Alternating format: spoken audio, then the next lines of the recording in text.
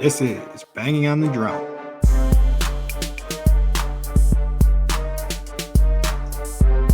It is another beautiful day in West Central Wisconsin, and welcome to episode 137 of Banging on the Drum. Please go out there, like, subscribe, download. We'd greatly appreciate it. And as always, I'm your host, P-Dog, joined alongside our other host, M-Dog. And M-Dog, how you doing today? I'm doing really well. Things seem to be going more smoothly than they were last week when everybody in my house was sick. We're still not healthy, but we're not stopping doing stuff from the sicknesses yet. They So. all got sick on your birthday week? Oh yeah, so the week prior to my birthday, everyone was sick at least one day. My middle son might be coming down with something currently, but as of today, he was relatively healthy. He took a nap today. That's pretty out of the norm. Okay, good stuff though. If everybody's finally getting better, it is that time of year though in Wisconsin. I guess even I got like a little something, but I think mine was just from having too much fun at a NHL game and then carrying the fun on and then losing my voice because I was yelling too much at it. Because I haven't really felt sick. I think I just more lost my voice from cheering at a game. Yeah. So how is like an NHL game? I don't think I've ever been. I don't Is it remember, better man. No, than? no, Good for you. no, it wasn't quite that bad, no, it's awesome. I wasn't that hammered at the game. Just pretty good and buzz. But the game was super fun. It was. I think I got to start looking something up because it was like an incredible comeback. So we're cheering for the Predators. They're playing the Dallas Stars. So it was two of the teams we had in our Oh Bang yeah, the that's Drum right. favorite team running, Yep. and the Predators were up by two going into the third period. I want to say they were either up one or two because it was 2-0 at one point. And we're And supposed to be Predators fans. Is that correct? yeah, so I just put something together too. Is so the Predators AAA team or whatever AHL team is in Yep. Milwaukee, and the Brewers AAA team is in It's in Nashville. that. So Yep. I'm curious. Like I never put that together till I was gonna go to this game, but I'm curious if there's some like city swap thing. I mean, they're close enough to each other, I guess, like where it's makes a little bit of sense. But you can definitely find like a closer place to put a AAA team. I think. I don't know. Yeah, but why would you? Like, what would be the purpose of that? I would think just to get people quicker. So like if you need a guy from the AHL on your NHL team, it's like a 4-hour drive or something. But maybe not. I guess But so there's what? like Nashville's probably like 10 hours driving. so to Milwaukee, it's like just just over 8 driving Yeah, to so that ain't Milwaukee. shit. I mean, so a flight to Milwaukee is probably like 45 minutes if they go straight through. Yeah, that's true. So I guess you don't really need one. I'm surprised though, even though I've been hearing rumors that the White Sox are going to try to move to Nashville, which I think would be kind of cool. Like, it makes more Yeah, sense to me in my head. but why the White? Chicago can support two teams pretty easily, though. I think But I I don't like I like a Nashville move for a pro team. I do. for a baseball team. Yeah, Yeah. yeah, I think they So I'm could. surprised Nashville doesn't already have a pro baseball team. To be honest, they have a They pro do. hockey. They have They have the AAA of the Sounds, man. the Sounds. Yeah, yeah, That's and that's a pro. great name. I do appreciate the name. Yeah, no, it makes sense. But yeah, no, the You- hockey game was super fun. And then just getting back to, I'll clean this story up real quick. They were up one in the last minute of the game, and they ended up losing 3-2. So they scored 2 goals in 1 minute to send everybody in the crowd home sad.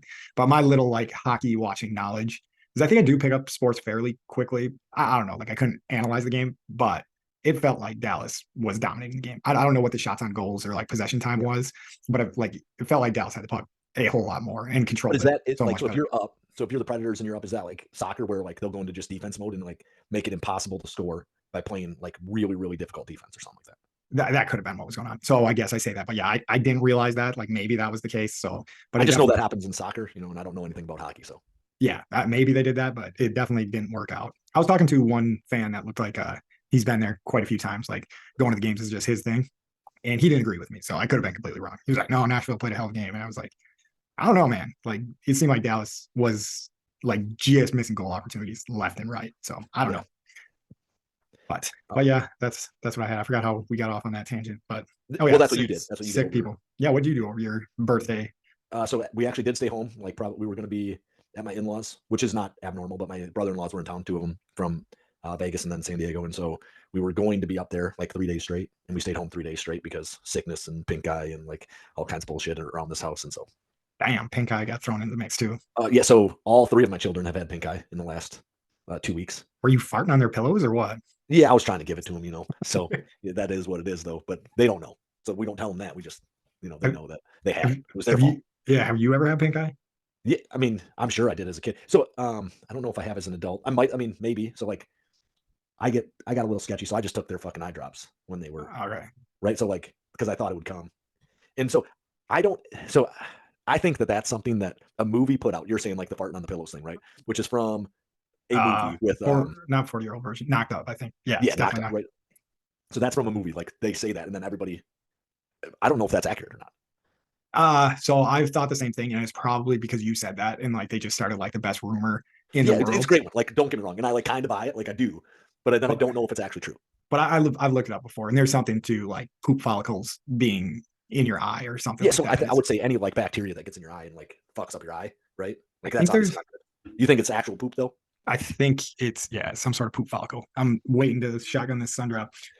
But Yeah, so uh, I'm sure you have a sun drop open. So let's get into all this before we like discuss crazy stuff. you can rub it in And my face.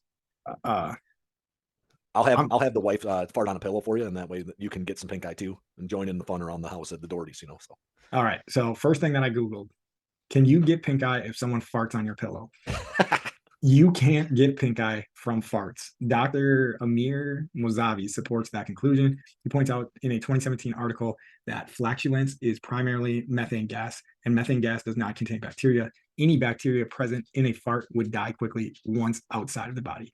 You can get pink eye from poop. Poop, or specifically the bacteria or viruses in poop, can cause pink eye. So it yeah, was, I mean, like kind, kind of if both things, you, right? yeah, like you fart and it's wet and it's on someone's pillow, you can get pink eye.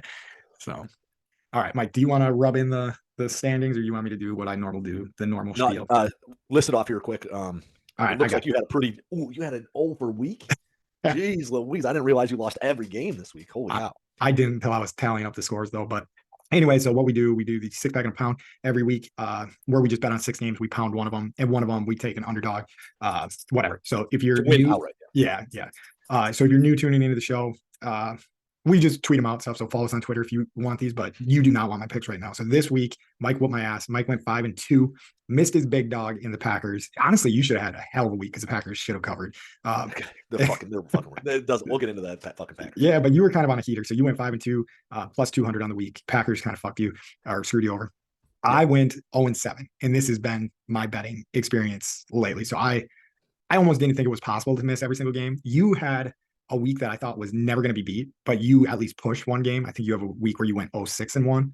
So, All right. but this one, man, and I didn't even lose. Like, it wasn't even all the like close games and like, oh, whatever, last second field goal. Not that that matters in betting, but like I was on the wrong side of like everything, like from blowouts to whatever. So, anyways, I lost that one. Our punishment is shotgun and a sun drop. And I opened this one very stupidly, even though I thought I was doing it smart. So it's going to It'll take be some all skill right. here. Just start chugging. Let's go. All right. Oh, I need to burp out. There we go. All right. Now he's ready to go. Yep. That's a rough week 0-7. I don't think we've seen anybody go over. Now we used to do every game, and every game is really difficult to go over on. You can just like be running picks and shit like that. And so Ooh, Pat is done. nope. Crushed it. No, I didn't. Couldn't That, finish it. Oh no, that man. one hit me harder. So I put the hole in the wrong spot. So I had to open it Oh real yeah. funky. Weird. Yep. Funky opening. Couldn't finish. No, it was a It's a bad rough day performance. for old Pat today. So Bad Pat, did you have performance to on work? the picks. Did Oh, you have to? shit. Do you have to work today? I did. Yep. So You did. That sucks. I mean, so like this is the it, week that I like refuse to work. So and most people that I'm working with are, but that's kind of what these people bring me in for is to not have to do that. yeah. Or so other people can do stuff like that. So I don't mind it. And I am definitely on the page of I would not that it would be my choice. I guess if I really needed to, I could have took leave this week. But if I don't have anything going on, I don't mind working these weeks because it's just nothing happens. Like it's just a bunch of people just mailing it in and like farting around at work.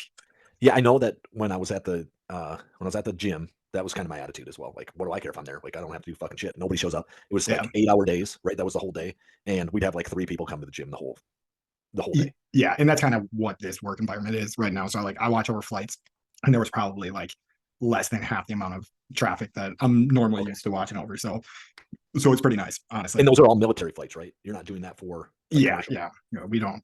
Yeah, it's very specific people. And honestly, like even on a super busy day, it gets pretty like stressful and stuff like that. It's certain shifts are worse than others. Mine is actually kind of the nicest one, I think, as far as workload, maybe the time, but whatever. We're getting too far off on the but anyways, long story short, I am the person that goes to work during this time frame, just knowing that nothing's expected out of me. That's how I play that one. Yeah, and so like at my current job, they do expect things out of me this week. Like this is Yeah. like one of the weeks that like they want me to. So and it drives me crazy that they expect things out of me these weeks because they want me to entertain guys, and that shit drives me crazy. Like I'm not an entertainment director, right? So when I was a rec leader, that's exactly what I was. Is an entertainment director. And then, but like I would say 99% of the facility believes that I'm an entertainment director still, and I'm fucking not. That's not my job. Half the people that work in my department believe we're entertainment directors, and that's not what we're supposed to do. But that's what we do because that's what they all believe we do. So Yeah, I don't even know. I guess so. Like, what would be the difference between an entertainment director and a what are you? What's your title? so I'm a rec therapist, right? Oh, yep, I knew the title. Okay, And so like uh my definition of what the difference is that I'm trying to actually like put people back in the community and make them have healthy like leisure activities. And like that's the goal. It has nothing to do with whether I'm actually entertaining you. Right. gotcha. So like Makes sense. You're when not I'm a like rec leader, I'm just keeping people busy. I don't have to teach nothing. I don't have to like tell you how to do shit. Like that has nothing to do with it. Where dude. as a rec therapist, like I should be teaching you like these are the types of things you should be doing. Like this is the attitude you should have towards this. This is how you should feel when this shit's going on. Or like how do you feel when this shit's going on? Right. So like there's all the other pieces to it. Okay, I Rec get leader, I that don't have there's to a do none of that shit. I get that there's a difference between those, but I feel It's a like during Christmas though, I feel like it would be very easy to be the entertainment or whatever, not the therapist, but the entertainment piece of it, because it would just yeah, be Christmas movie marathon. Like that's it. It's just like every single Christmas movie. yeah. Boom. And so like I'm the head of the program planning committee at work too. So it's not like so like I plan all the shit. I just don't want to go in there and run it, I, especially during these weeks. I Right. So it's not a mail-in time for me. I mean, it can be for some people because there's no bosses around. Nobody's fucking there, right? PCTs are always there, but like no supervisors there. Just a couple captains, couple PCTs or PCSs, some supervisors, but for the most part, everybody's at home. all right. So if you know what a PCT and a PCS is, you'll understand what that means. So PCT doesn't mean anything in that context. That's just security. PCS is the supervisors of the PCTs and supervisors of us if our supervisor is gone, which is probably the case, just due to the timing, right? Gotcha. Anyway, we did not do any sports Yeah, so we far. veered. We veered. Let's Yeah. go. We veered because it's the holiday season, but we are going to jump into the Packer game and give you just a quick drive rundown. But we're going to make it how many minutes are we going to do this in? Ooh, I'll get the timer out. Let's do it in 3 minutes. 3 minutes. 3 minutes to cover the Packer game, and we're going to go right now. I'm gonna jump off. Ready, start. So Panthers get the first kickoff. They go 3 and out. Packers drive down. Jones is running really well. Dylan gets the TD. 10 Packers are up seconds. 7-0. Panthers drive down and kick a 52-yard field goal. Packers are up 7-3. Next drive, Packers go drive down, and Jordan Love takes it in from the one on a traditional QB sneak, not a tush push. It was beautiful though. I do was, want to touch that. Like it was such a smart play. Like it looked like a not a QB sneak was called, and he just followed the center in too because there was like no D tackle on there. Sorry, I wanted to say that. So you're trying to derail me here. I get it. You're like, get me to go over the 3 minutes. Anyway, 50 seconds. QB sneak, 13-3. Carlson misses the extra point. Carolina drives down, gets a 20-yard rushing TD on a reverse. It's 13-10. Next up, Packers hit a field goal, go up 16-10. Panthers go for it on 4th and 2 on their next drive and get stuffed, just crushed, right? Packers get the ball back. Jordan Love throws a TD to Dontavian Wicks. Packers go up 23-10, head into halftime. There was a couple other drives. Panthers turning over on downs, and then Halfway. The Packers try a Hail Mary at the end of the half, and that's a no-go. Terrible actual throw by Jordan Love on the Hail Mary, but is what it is. Yeah, it didn't have the arm to get it there on that one. I think he does have the arm, but yeah, he didn't get it. He didn't use it all. there. Yeah. Right? All right, so open up the second half. Packers go 3 and out and go with a punt. Carolina drives down, gets a TD from Chuba Hubbard. 23-16. They miss the PAT. Packers drive down on their next drive. 9 plays capped off with an A.J. Dillon 5-yard run. Next up, Panthers punt. I think they had 4 plays. Green Bay is 3 and out, and they punt again. Next drive, Carolina gets a TD on 5 plays, and it's passed to DJ Shark to cap it off. And then they go for 2. They get it. Game's tied 30-30. Packers take 9 plays and drive down, kick field goal, go ahead 33-30. I don't remember exactly the amount of time that's left here, but it's not much, right? You got 10 seconds. 30 seconds or so. And then the Panthers try to spike the ball, and it's too late. Game over. The Packers stay alive and in the playoff race with a W because that was good. If you just ended on W, that's 3 minutes in 1 second. On the W. We're ending on the W. There we go. No, that was good. That was quicker. We've been trying to figure out the best way to jog people's memory while listening to the game. And I interrupted Mike because there's some shit it's just tough to leave out. But I interrupted. Yeah. So Mike, where were you going? I was just saying that we stay alive in the playoff race with a W, right? So like, really, like they could have tied that thing up if they get that ball spiked in half a second sooner. Oh yeah, yeah. No, it was a game that started off amazing, and I think like through and through, our offense looks amazing, played amazing. But I think the most telling part of it, which scares me, and which it shouldn't. Like we've talked about this on the show quite a bit, and I think like all of Packers Nation, like if we're hopeless optimists, but I think like deep down, like we're actually fairly knowledgeable Packers fans. Like this year was the year to figure out if we had a quarterback of the future. We figured that out. We're playing with house money. We're getting greedy with that house money, and I we mean, the want. fact that people are pissed about the way the defense is playing with because we were just assuming Jordan Love's going to be the one that blows games. Our wide receivers aren't going to be good enough to really compete this year, right? Like we assumed our offense was going to be the whole fucking issue, and our defense is the whole issue. Yeah, yeah, no, it is super bad. And when we get to the point where I'm trying to get the score right, so it was when it was a 2-score game, so we're up 14 points. So what would that be? 16-30, and you could kind of feel it. You were like, the Packers are going to let them get back into this game. Like I was thinking that I was like, we're going to fuck around and lose this game to Carolina. We make And quarterbacks look, they all look like Patrick Mahomes against us. yeah, except for Patrick Mahomes, he didn't look that great against us. But that was like the only one that didn't. Um, but yeah, it is brutal. It does seem like we need a change somewhere in the defense. I think the majority of Packers Nation is calling for Joe Barry's head, which I think is rightfully so. I want to see him gone. But I think I have came to something that I don't agree with a lot of the takes that are going on. And I agreed with it last week because I didn't really get to think about it a lot before you said it. But whether Matt LaFleur should be tied to Joe Barry if Matt LaFleur doesn't fire Joe Barry before this season. Okay. So I am under the impression that those two are really good friends. I don't think the firing of Joe Barry should be in Matt LaFleur's hands. I feel like someone needs to come in and step in for that firing. So I think that that's fair. Like I think your thinking behind it is fine, right? My attitude about it is that if it's in somebody else's hands, it had to have been done. It would have been done. I mean, probably in the first stretch of games that we really fucked up. Yeah, no, and I right. So if it's in Goody's hands, right, and I understand, like you're saying, I do think that it's in Matt LaFleur's hands, and that's part of being a head coach.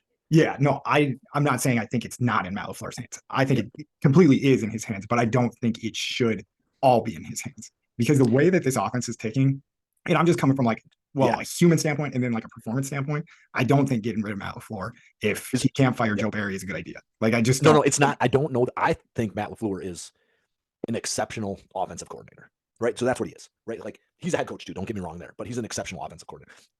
My issue with Matt LaFleur is that like you have to be. It was the same with Amari Rodgers. For probably 3 weeks, we all knew he should be fucking gone, or maybe more, maybe like a year. I think Riley was calling for his head before we even started. Oh yeah, he hated him, right? That was my guy too. That was my guy that I was going to bat for quite a bit. That I was very wrong about. I think that that's like part of the issue, and so I don't know if we have to fire Joe Barry. Like I could see him being the defensive coordinator if we get into the playoffs and we get a win, which I actually think that he does okay as a defensive coordinator against elite level quarterbacks. So if we go in and we're playing, looks like it'd be Hurts. It looks like if it's Hurts or if it's who's the guy in San Francisco or Brock Purdy, or it's Dak Prescott. I feel like he figures out how to beat guys like that more effectively than he understands how to beat the guy that he's never seen before. Yeah. Right. So we go against Herbert. He does fine. We go against Mahomes. He does fine. There was another one in there that was like Goff and does fine. Like no issues against any of those guys who have all played at a high level this year. Right. He had good game plans. They didn't score a ton of points. Like things went smooth against those teams. So I think if we get into the playoffs, he might be okay. He might be fine. Like it might not be like an issue. It's all these guys that he's never seen before that like he can't figure out how to like do anything with. And that's part of the problem is like Bryce Young shouldn't be able to put up 300 yards. Like he had his best career yardage game anyway against the Packers. Danny DeVito, not Danny, whatever his name, DeVito, Danny DeVito's grandson. Now you came in, lit us up. Like there's no reason that guy should beat you. And then the other one that beat us, it was not good. I can't remember which team it even was. Yeah, no, I mean, maybe there's something to that. I don't know. I think just the defensive scheme is stupid. Like, yeah, I agree. And maybe it's just that it is overcomplicated when you're playing against guys that you don't need to complicate things to. And you could be 100% right because I mean, you have a point there. We showed up to play against guys that you're not going to be able to show like, oh, we're just playing man or we're just playing cover 2 type deal. Even though Herbert, Goff, and Mahomes, he had a game plan that was effective. Now it helped that we got out to a lead at some point in those games, but either way, like they didn't run up the score. They didn't score 35 on us. Yeah, no, but long story short, it looks like he needs to go. If you can't figure out how to get your guys to stop the lower level guys, like I get maybe you have the extraordinary, maybe you're the whatever MVP quarterback killer or something like that. But I don't think that that's super duper the case. But I mean, I guess it could be, but anyways, let's get into the other news before we get into the SWAT. So Jair Alexander Yep. gets suspended, and it looks like it's mostly the straw that broke the camel's back was I didn't even realize this during the game, and maybe most people didn't. I don't know. Did you realize it? I had no idea until I was on Twitter and he was spouting off about it. Yeah. So he went out and took the coin toss, and I think he called it, got it right, and then almost like double deferred or whatever. I know there's something stupid that you can do that shouldn't be a real thing. That's even like, So you can choose to kick. And if you choose to kick, they get the choice in the second half. So they can receive and then receive. We had that happen to us in high school. Some team chose to kick the ball instead of chose to defer, right? Because they wanted to be on defense to start it. And so they chose to kick, and then we got the choice in the second half. So we chose to receive in the second half. yeah, I mean, that just seems stupid to put it into the rules. I think you should very clearly have to say we want to kick both halves. Like, I don't think there should be like a trick question to that. Like, I know I've seen it before, and like, if you're an NFL player, you probably should be fairly So aware of this. I don't think it was an issue. I think you said like something along the lines of like we want to play defense or something like that, Yeah, which just means we want to defer. I yeah, don't know that it's like that big of an issue. I think that's what it came down to. But that was like And what honestly, officials should be like, "You're sure you want to kick?" Right? That's what officials should do. You're sure they, you want to kick on this, they and then should they'll just say, break "Oh no, down no, the no! I want rule. to defer so that they kick to us." Like, Yeah, I think if I was a ref and someone said I want to kick, what I'm gonna say is like the rule book to them. I was like, do you understand if you choose to kick right now, they can choose yeah, to yep. receive in the second half. I think Now, what so yeah, well, right. Like, so dictate the rule book to them. This is how things actually should go, yeah, right? Um, because it's like like, checking if you're offsides. I feel like the so they receiver. don't do that in the NFL, and I honestly don't think like if you as a player, if you check with an official, I think that that's fine, right? I do not think the Andy Reid thing where like they should be warning us first. Fuck off. Like I don't No, think that's yeah, a thing. I don't think so either. Like I think if you don't check with the official, or if you check with the official and he tells you to go back but you didn't pay attention, that's on you, Yeah, right? 100%. Yeah. And so, but I think we're off on a tangent. I'm Yeah, no, we've been rolling off script for a while here, but the Alexander let's stuff. get into the Alexander thing because he gets suspended, um, probably by Gutekunst. Like, how do you feel about like this suspension? Uh, I mean, I'm trying to dig into the other side of it a little bit more because up front it looks stupid. We're going against Justin Jefferson, which the rivalry between Alexander and Justin Jefferson is like there. That thing's going to sell Yep. tickets if these guys are both staying on these teams for a while. So they're pretty noted to hate each other and to be two of the best at their positions in the NFL. So suspending them for this, which, like I said, it seemed like the coin toss was a straw that broke the camel's back. But the little remorse that he really showed for like doing something like that, uh, I don't know, like maybe something's coming to it. Timing is awful, but Yep. I don't think you can just let someone do whatever the fuck they want to do all the time and get away with it. If that's the case, I don't fully know. I think the timing and the optics of Joe Yep. Barry having awful games is not good timing, I guess. But yeah, I think you got to be completely behind the scenes. So I'm giving you guys like a cop out answer is sure if he's acting crazy and doing just whatever he wants, you got to suspend a guy. Else everybody's going to start doing shit like that. But it looks like poor timing, poor management by the Packers. I won't suspend him for this game for that. So I So guess I think it's stupid. here's my thinking: if he's playing at a super high level, which I think he generally does against high level competition, and if you put him in the right situations, he's Yeah, he elite. had some When you put nice him in the right plays in the situation, Panthers game too. right? But so he hasn't played for like what 5 weeks or something like that. 5 weeks in a row, he didn't suit up, didn't go. He suited up in the Panthers game. However, right, he does this stupid shit in the Panthers game, and then he like pops off about it, like how he got away with it. And I think actually speaking about it was worse. I don't think any like if they would have said like, oh, like you weren't supposed to, oh yeah, so like I did that because like these guys asked me to because I was just Charlotte, give a that was lie kind of his that thing. like saves face with the coaches. Him saying, oh, the coaches don't know what the fuck's going on, and that's why I decided to make myself a captain is kind of an issue to me, right? Like Yeah, you saying, oh, coaches don't have any idea where I'm from, like what I do, like that kind of thing, and that's why they didn't put me as like or like yeah, he thought he should be a captain because he was from Charlotte or whatever. And maybe he should have, but then go to the fucking coach and say, yeah. please make me a captain. This is my hometown. This is what I want to do in this place. I want to play here. I want to do these things. Like, and they probably would. You're one of the best players on the team. I don't think that that's part of the issue. Yeah, no, there's definitely a better way to go about that. And it's exactly what you said. I think, though, maybe not in his defense, but I do think like a great coach, like a Ted Lasso ish type coach, would be aware of something like that. And For sure. you For won't sure. have to ask him to do that. But yeah, definitely just doing it is it's like kind of crazy to me. It's And you're like, the coaches got to play this fine line, right? Like, so that's tough. Like, you got to keep the respect of the players, so that not everyone's doing that. Like, I don't know, like, is anybody from the cities that's going to be playing this week, for the Packers? Maybe not. However, right? Like, oh, this is my favorite city, so I decided to make myself a captain today, right? yeah, That could be something that is stupid. Or I used to play for Minnesota, so now I'm a captain today. I don't know, like, what it would be, but yeah, no, it just sets a bad precedence of, yeah, hey, we're just gonna let anyone just run out there and say I'm a captain today. But well, yeah. whatever. If we want to, On to the SWAT. okay, we'll get to the SWAT then. All right. Unless there's So other news you think we need to cover. no, I think we hammered it. Usually, I always have to double tap it for like my head to be right, but we're not going to do that today. Look at No, us no, advancing, being I have to do it, Mike. Long story short, I think it's a dumb suspension. This isn't the week you suspend somebody for that, but okay. All the other ones. Anyways, so we're going to go to our strengths, weaknesses, opportunities, and threats as a Packer team, mostly for week 16. Or was it week 16? Yeah, week 16. So big strength right off the bat. Jones is back for real, for real. So I know he was back last week, but this week he looked spectacular, busting off a 39-yard run. I want to say he had another close to 20-yard run. It was probably like 15, 16-yard run. 21 carries, 127 yards, averaging 6 yards a carry, and just looking as explosive as you could. Just a little check mark in this one too. So just having all of the running backs back and healthy, and Patrick Taylor on the touchdown pass to Dobbs. So the last touchdown we scored, he had a nice blitz pickup there. So it looks like we're 3 deep at running back in terms of having a third down back that can block. I seen him pick up one blitz and I was just like, okay, I'm sold. He's a third down back now. Well, and so Taylor made the team like 2 years in a row as like the third back, right? And so this year, Emmanuel Wilson had a really, really great camp in preseason and then is now injured. But we brought Taylor back because he's really effective in our offense. He's good too. Like, Wilson and Taylor are both plus backs. Yeah. And I guess Dylan is nicked up with like a broken finger, which doesn't seem like something that's going to like completely affect his game. But anyways, big strength. Running back. Dylan had what, 2 touchdowns in this game? No, you said he did, but you got one of them wrong. The last touchdown was pass to Romeo Dobbs. He had the first touchdown of the game. I got the stats up right here. I did see that he had the first touchdown of the game. 7 carries, 12 yards in a touchdown.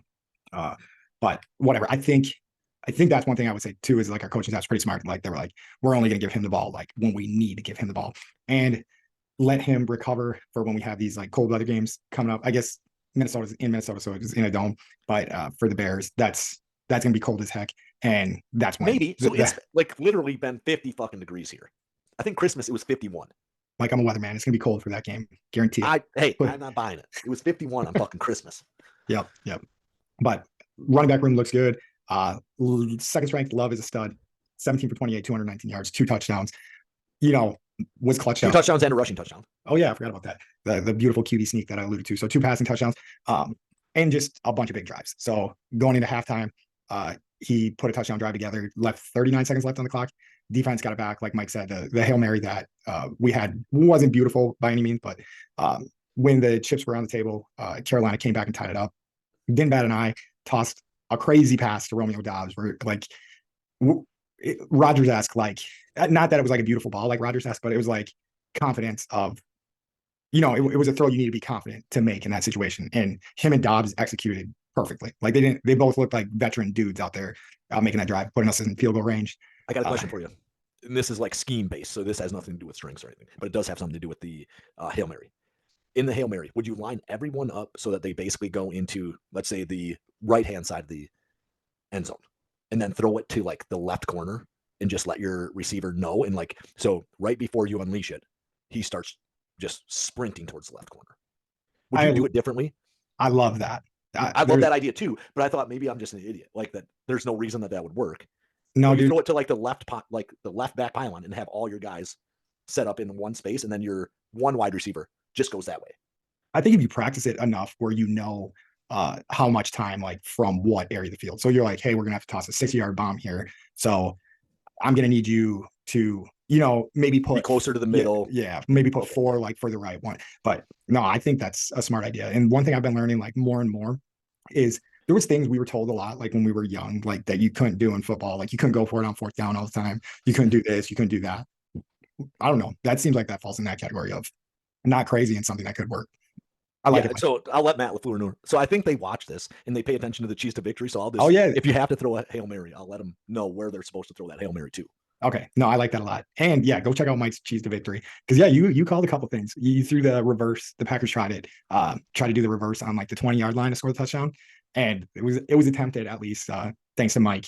And then the Yep. Panthers must have been listening, and they actually executed it and scored a Yeah, touchdown so on the play. both So teams are listening to the Cheese to Victory. That's not good. Panthers, just stay away. yeah, Vikings for this week, don't listen to the Cheese to Victory. I will take less views yeah. from the Cheese to Victory as long as we get a W. So Yep. But yeah, so love, huge strength of the team, young talent, just crushing it all over the field. right. Bo Melton's making plays for us. Devontae Wicks, Tucker Kraft looks absolutely awesome. It Making looks like he does not want to have children though. He oh yeah, wants to leave yeah, everybody and he wants to get a helmet right to the dick every week. yeah. He's a hopper. You always got to have one. I think for a while William Henderson was our hopper when we were a kid because everybody would just go so low on him, so he'd be able to Yeah. jump over him. I can't remember other hoppers, but I'm sure we've had them throughout the years. But he made that catch on the last drive of the game too, that where he like breaks 3 tackles or something like that, and then gets like Yeah, five he like yards or some shit. Love snuck it in there and then he ended up like just like kind of taking off for a good right. That's Yeah, oh Love. yeah, exactly. He's been elite the last 2 or 3 weeks, maybe a couple more, ever since Musgrave went down. Yeah, and that's another thing I've seen on the injury report. I think Musgrave has been limited in practice so far this week. So Yeah, and so he is like they opened his window because they put him in an IR, I believe. yeah, they And did. so they opened his 21-day window for him to Okay, go back. so he's starting to practice. But whatever. All over the field, young talent is stepping up whenever we need it. So we don't even have our number one receiver or anything like that, but we have so many guys that I mean, it looks like we're set for the future, and they're playing great right now. Um, this is a double tap point, but got aggressive. Mike's been all over this when we would maybe sit on the ball going into halftime, but like we were talking They about did not before, this week. yeah, they got a touchdown, and then the defense got the ball back on a 3-and-out, and then they went in through a Hail Mary. So they were trying to step on a throat early, and they were good. And then one of the biggest things, no turnovers, very clean football when it came to that side of thing. We did have like one fumble that looked pretty bad. I can't remember who fumbled it, but Johnny on the spot was DeGuara down the field to Yeah. pick up the fumble. But great game offensively, so there wasn't much to complain about on the offensive side of the ball. I can't even really remember lots of like penalties or anything like that, so it looked like we were cleaner. So I could double check that, but I'm not going to. Weaknesses that we're going to get into is our defense cannot hold the lead. We can be up 30-16, and the game's not even in the bag. They're going to tie it up. They can miss extra point and then go down the field again, down 8, score a touchdown, score a 2-point conversion, tie this game up. And that's against the worst team in the league right now, at least record wise. And I mean, So if you're the worst team bad. in the league record wise, and you're in the NFC South, which is the worst division in the league, Yeah. in the league record wise, you're probably the worst team in the league. But yeah, real bad. Another weakness, another thing we were already double tapped. We're making average QBs look like MVPs week in, week out. Joe Barry is just trying to get QBs paid. Yeah, I that's think what they it looks just like. benched the Giants. Just decided to bench DeVito after 2 lackluster weeks when the Giants looked like world beaters against us. Yeah. His Tommy DeVito's dreams came crashing down real quick Danny on Christmas. DeVito. I think you said Tommy. It's Danny though. Is it Danny? No, it's Tommy. You broke my brain with that. Like I was like, now I can't think of what his first name is. Yeah, no, I can't remember it, but I always want to say Danny because it's that's Tommy. DeVito I know. I'm sure it is. But yeah, and then another thing on defense, we didn't force a turnover. Like we said, we're playing against a very average quarterback that I didn't look back at his stats, but I do feel like he's probably turned the ball over a decent amount. And the defense was 0 for 3 in red zone stops. And that's kind of like what our whole defense is built on is we will bend, but we won't break. We won't give up touchdowns in the red zone. And they were 3 for 3 on scoring touchdowns when they were in the red zone. As for opportunities, I feel like the way Dylan and Jones, like I said, Dylan didn't get much play. He did have that touchdown, 7 carries, 12 yards, whatever. But I think when we get both those guys fully healthy, it does look like our playbook opens up an even extra door that it doesn't even look like we need right now. But I know when we were struggling offensively, I think our boy Dusty Evely calls it the pony package when they have both Dylan and Jones healthy and on the field at the same time, that they can have some like creative stuff. So that's an opportunity, I think, is if we get both those guys on the field at the same time, I know we have some more creative plays to come with an offense that has been getting more and more creative every single week, except for was it against the Giants where we didn't really throw a wrinkle in there? I'm pretty sure that's what it is. It was one of the teams that we decided not to throw, like be aggressive in certain ways. And it definitely felt like it cost us. Yeah, I want to say that was the Giants game. Another opportunity, we could fire Joe Barry. And I guess I don't know how it would go over in the building, but over Green Bay Nation, it would go over very, very, very well. And I think if they promoted a guy in the system, it would give the defense a spark. And I think that spark could get us in the playoffs, which are You don't also even you don't even need to change like the system that they're running and their plays that they're running. You need to change the way they play call those plays. exactly. Yeah. Like we're not going to play 10 yards off the ball. Hey guys, we On get third and killed. six, Yeah. right? We get killed on the seams every single time. Let's put some more concentration on the seams and maybe we'll be good to go. But yeah, I think that that's an opportunity. And another opportunity is if we win the next two games, there is a very, very, very good shot that we're going to make the playoffs. We just need the Rams or the Seahawks to lose one of their last two games. And I want to say the Seahawks play Steelers in Arizona and the Rams definitely play the 49ers. I don't remember who the other team is off the top So of my I head, think but that when I was looking at the games, it seemed like one win, Arizona, like easy win, right? For someone like the Seahawks. Seattle, And then the Pittsburgh. Rams had one that like appeared to be super easy as well. Like I don't want to say it's the Panthers, but like a game like that they should easily win. Yeah. Yeah. So, I mean, there's a good chance that one of those two teams is going to drop a game. I think the easiest chip to fall that you would say is almost a for sure thing until this week, I guess, really, is that the Rams are going to lose to the 49ers, which the Ravens made the 49ers look fairly average. But I also think that that actually played in our favor as well, is because the Eagles still have a shot at the one seed now. And the Yeah. 49ers are going to have to play out the season to hold that one seed, which ends up being very important, being the only team that gets a bye. One weakness that I want to jump back to. So we're going opportunities to weakness. Anders Carlson, what do you think is going on here? We No, miss another. Did he miss? He didn't miss a field goal. He just missed an extra point. PAT. Yep. So I am in the assumption that the Packers have decided. They decided at the beginning of the season, and so what we're running into now is guys learning on the job, and those guys that are learning on the job still late in the season. Anders Carlson is a great example of this. Might not always be perfect, right? He's not going to hit everything. But we decided going into the season, we're going to let Jordan Love learn. We're going to let Christian Watson learn. We're going to let Romeo Dobbs learn. We're going to let Dontavian Wicks learn. We're going to let Jaden Reed learn. So like on and all so these forth. guys, everybody is learning. Like we're going to cut every. The reason we cut Mason Crosby isn't because he isn't good. It's Yeah. or didn't renew his contract. It's because we were resetting the team. We got moved on from Rodgers. Like the only thing we had left from the like even like a long time ago is Bakhtiari. He's the only guy that is really like aged and not talented. I shouldn't say not talented, but like his contract doesn't allow us to move on from him unless something like crazy would happen, right? And so the only person or the only area of the team that we didn't move on from was left tackle and running back one. Those were the only two spots that we were like, we have to give an extra contract here. Like Adrian Amos was gone. Preston Smith had like 1 year left. And so like he will be moving on after this year, almost for sure. We had reset everything, but we had planned for the Preston Smith one. Carlson is just the last guy to be like step into the pro role, right? He's taking the longest to get there. Yeah. And that's kind of the way I look at it is that it's not that he's a bad kicker. It's that he doesn't really understand how to be a complete pro yet. This offseason, he might take leaps and bounds forwards, right? That's my assumption. I think people get upset and they're like, bring Crosby back, bring Crosby back. Yeah, I think that if you had Aaron Rodgers on this team, Crosby would have been on this team and we wouldn't have drafted Carlson. That it wasn't until we were in a building year, we wouldn't have taken a kicker as long as Crosby was willing to kick for us. Yeah. And he's on And the I think Giants now. that's So why Carlson's kicking for us.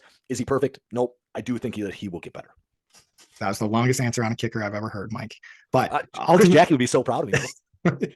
ultimately, he did end up hitting the game winner and he hit a 53 yarder. So I think you're right. I think it's, yeah, just letting him learn and grow. And if he doesn't do it next year, I guess you can get rid of him then. Last thing I have is threats. And I only got one real threat, and that's if the defense doesn't fix itself. We're not going anywhere in the playoffs. Which I think you could say the same obvious. thing about the special teams. I think that our offense, and this has been the Packers since what, 2009, right? 2008, whatever year, like you want to pin on it, maybe before this, maybe even when Favre was there, that like our defense and our special teams don't do enough to like mitigate bad offensive games. Yeah, definitely not. I mean, obviously we won a Super Bowl in, God, now I want to say 2011, right? It was 10-11. 10-11, we win the Super Bowl, right? And so like that year, I think our defense late in the season did enough to do that, right? To mitigate bad offensive games. And at no other point during the Rodgers tenure did that happen. Yeah, because Nick Collins goes down fairly shortly after they won the Super Bowl. I think I want to say that it was the next season that he hurt his neck. He might have had a few more games after that, but then it was done. Yeah, and I think that was a big piece. Yeah, but I think that basically does it for our show this week. I guess one thing that I liked, and you mentioned in the cheese to victory, was letting Nixon back off his leash for kick and punt returns. And Yep. he was back at it trying to make a big play. I think that big play is still coming. That'll be my bold prediction, is that Keyshawn Nixon is going to have a touchdown before this season's over. And Let's fucking go. yeah, so that was cool.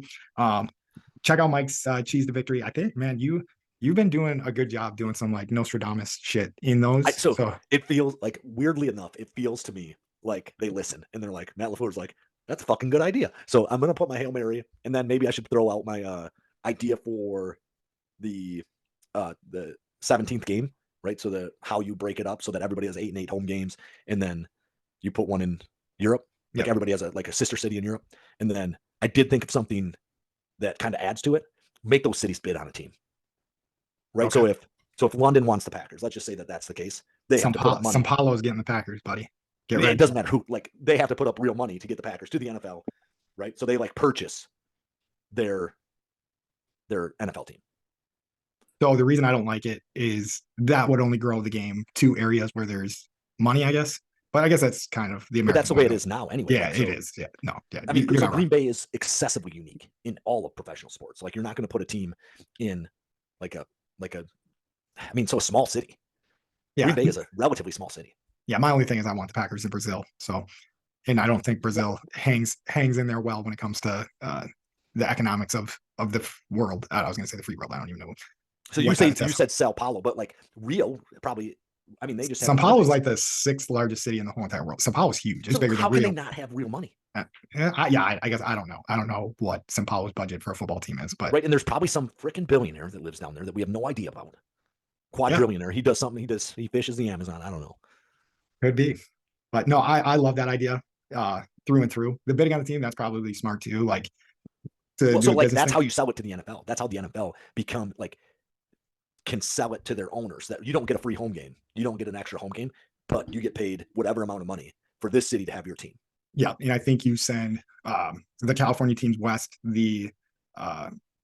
I guess though that screws up my Green Bay thing. We can brainstorm it more, but I do think you send like the Rams. So you're saying you send California to like Japan, yeah, or China, yeah, or Seattle, Australia, or whatever, right? So that side of it. So you send them to the Far East, I guess, but you send them west. The plane goes west, and they end up in the east.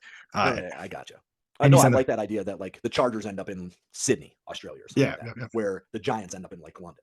Yeah, which I think you're probably the Jags, but yeah, whatever. I think it's a great idea. The Packers end up in the South. Hopefully, yeah. Is Brazil like super far south? Yeah, I mean, in South America, it's pretty far south, right? I mean, it's one. So you probably more than likely get like, let's something in the mid South. The Titans is going to Brazil. Yeah, that would be how my theory was working. I mean, you definitely, I think, send like the Dolphins to like the Caribbean or something. So it's not even like that far for the Dolphins. And I think they already have like a big fan pool down there. Yeah, and so I don't know that I would consider like the Caribbean at all. I would only consider maybe like fairly far south in South America, and then Africa, Europe, Asia. Yeah, no, I mean, yeah, right. So like the Caribbean, like Havana doesn't have an opportunity. Like you should have figured that. Even Mexico City would be tough for me to deal with. See, I feel like you send a Texas team there. I think you send a team. Like I love the sister city idea because I love the idea of the same team going back there every time and them having the fans in that area. I've had 2 thoughts on this. I think you should have, if you bid on an AFC team, right? If you say like, let's say you bid on the Broncos, right? So like that's a Switzerland city because it's mountains, right? You also get an NFC team. You get both. So you never lose out on a game. You get a game every year. I thought the way we worked it out is there was that game every year. So like, what'd you say? Sao Paulo, Brazil? Yeah. They get 2 teams. Okay. They get, because one year it's the NFC gets an extra home game and one year the AFC gets an extra home game. So if we have 17 games though, the whole idea was that one of the games was in the sister city, right? Right. So like you're that extra home game. Let's say it's the Pittsburgh and the Packers get the same city. Yeah, no, I get what you're saying is like each team would have like an extra home game. I think you've just figured out a way to have one game at your sister city every year. So, or does that not work? Like if you're the Packers, like, no, I get what you're saying that like you feel like one game, your away game could be at that same sister city, but I don't think that it works that way. I think you just like there's only 16 cities outside of America that get them. Okay. We will brainstorm this more, but we will let you guys go. This is the Christmas special. It's coming out a little bit late, but no, I love that idea. And It's Yeah, the greatest idea I've ever come up with, I think. Yeah, and just for future forecasting of how this show is going to go, we're going to get into the Bucks a little bit more once the football season's over. Some Wisconsin basketball as well. We are very much one tunnel vision people right now. Yep. Our tunnel vision's on the NFL. Once the NFL's over, we'll probably get a little bit goofier, and then more NBA and NCAA basketball. Shit, And we then probably golf should do and some baseball shit. So Yeah, but that's how it go. But as always, thank you for listening. We love you. We appreciate the support. If you like, subscribe, share, we appreciate it. And Mike, what do you got for him? if you're down the Brewers, the Batters, the Bucks, or the Packers, you can eat our shorts. Roll. All them suckers that doubted the Packers can't eat my shorts. All them suckers that doubted the Packers can't eat my shorts. Beat them. All them suckers that doubted the Packers can't eat my shorts. Eat my shorts.